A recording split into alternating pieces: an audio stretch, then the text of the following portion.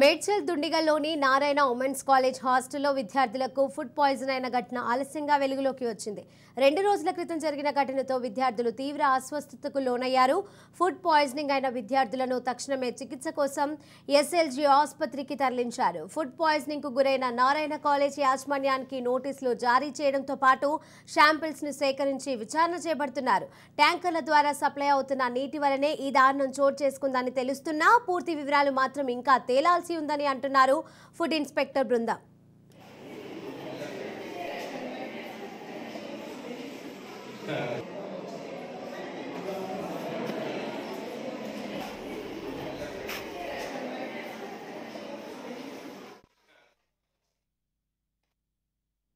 Food poison అయింది, అందరూ దాదాపు 50 మెంబర్స్ దాకా ఇంటికి వెళ్ళిపోయారు అని చెప్పారు. అదే క్రమంలో మాకు ఈ గ్రూప్లో అంటే మాకు టీచర్స్ పేరెంట్స్ గ్రూప్ ఉంటుంది, వాట్సాప్ గ్రూప్. ఆ గ్రూప్లలో కూడా ఈరోజు మధ్యాహ్నం వరకు వచ్చి పిల్లలను తీసుకెళ్ళండి పొంగాలి హాలిడేస్ అని చెప్పారు.